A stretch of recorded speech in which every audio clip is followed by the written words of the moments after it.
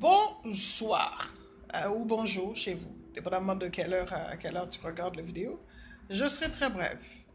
On fait une petite jazette aujourd'hui sur pour protéger, ok, pour protéger ton estime de soi, pour protéger ta confiance en toi.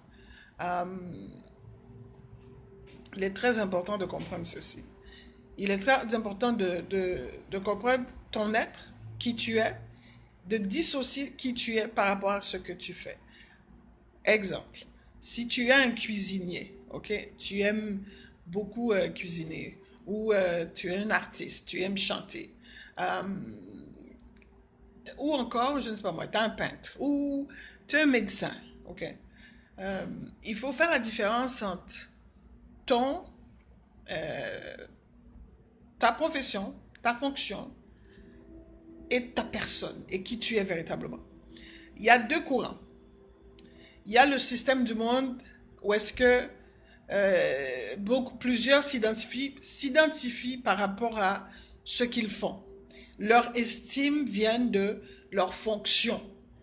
Il y en a que, par exemple, même si, on va dire, même s'il a un très bon cuisinier, ou bien il a un chef excellent, parce que quelqu'un d'autre fait un commentaire intéressant sur un autre chef, soudainement la personne qui s'identifie par sa fonction se sent diminuée dans son estime, dans sa capacité, et cette confusion-là entre la fonction et l'être, l'identité, fait en sorte qu'il va avoir, mettons, le commentaire peut pousser l'autre personne, la personne qui s'identifie par sa fonction, peut le pousser à rentrer dans une espèce de compétition malsaine, ok? Compétition malsaine qui peut finir par vraiment de la détresse aussi psychologique. Ou encore la personne peut, ça peut carrément provoquer à l'intérieur de la personne l'envie, la jalousie, la haine, vraiment la convoitise, et une grande confusion peut s'installer à l'intérieur de cette personne-là. Il est très important de séparer qui tu es de ce que tu fais. Ce que tu fais, que tu sois dans le spirituel ou dans le naturel, il faut séparer. Il faut faire une distinction. Tu portes un chapeau, tu remplis une fonction, mais tu n'es pas la fonction. Vous comprenez? Dans la parole de Dieu, moi je crois dans la Bible, je crois dans le système du royaume de Dieu. Dans la parole de Dieu, il est très important d'être sensible à ce que Dieu dit. Car je réalise que chaque parole que Dieu prononce dans la Bible est mesurée, comptée et vraiment pesée. Okay?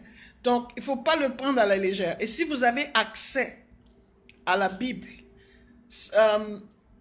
je vous suggère humblement de garder ça gros, de prendre ça à une haute estimation, une haute importance, valeur. Accorder une grande valeur à la parole de Dieu auquel vous avez accès.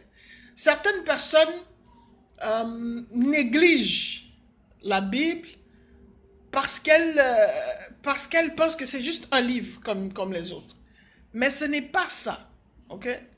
Et je pourrais vous raconter des histoires, je pourrais vous raconter mon témoignage, on pourrait vous expliquer qu'est-ce que c'est.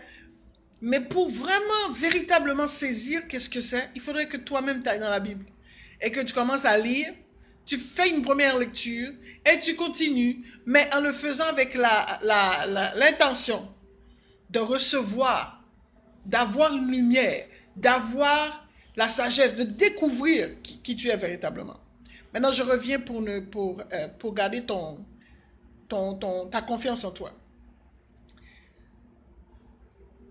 Très souvent, les gens qui ont un manque d'estime de soi vont se comparer aux autres, vont envier les autres, vont jalouser quelqu'un, vont vouloir copier quelqu'un, parce que leur confiance est basée, où ils estiment que leur identité, c'est dans leur capacité de faire X, Y, Z. Mais pourtant, lorsque ces personnes-là commence à réaliser que, euh, par exemple, ils commencent à réaliser qu'il y a quelqu'un d'autre qui peut faire la job d'une manière différente, là, et que leur confiance en eux commence à être sabotée. Et il y en a qui tombent dans la dépression. Il y en a qui se suicident. Parce que pour eux, leur personne était identifiée à ce qu'ils faisaient. Leur identité était rattachée à ce qu'ils faisaient. Comment, maintenant, la sagesse et la prudence là-dedans, évitez de vous comparer aux autres. Évitez de vous mettre dans une situation où est-ce que... évitez de vous mettre dans une situation où est-ce que quelqu'un d'autre pourrait vous faire une remarque comment je peux dire, une remarque désobligeante. Ok? Car votre identité n'a rien à voir avec ce que vous faites. Qui vous êtes n'a rien à voir avec ce que vous faites. Qui vous êtes n'a rien à voir avec ce que vous êtes. Qui vous êtes n'a rien à voir avec ce que vous faites. Il y a, par exemple à Montréal, il y a des médecins, certains médecins de l'étranger, qui sont chauffeurs de taxi. Il y en a d'autres qui vont travailler dans certains entrepôts. Il y en a qui ont décidé de retourner aux études pour parfaire leur étude ici là. Mais ça ne change pas qui est cette personne. Ça ne change pas qui elle est. Tes études ne définissent pas qui tu es. L'argent que tu as dans ton compte en banque ne définit pas ce que tu es. Aujourd'hui, spécifiquement, c'est vraiment sûr. Ta fonction ne détermine pas qui tu es. Ne pas confondre. Si tu veux conserver ton estime de soi, il faut faire la part des choses. Il faut vraiment séparer ce que tu es et ce que tu fais. Ce que tu es et ce que tu fais. Qui tu es et ce que tu fais, c'est deux choses différentes. À bon entendeur, salut.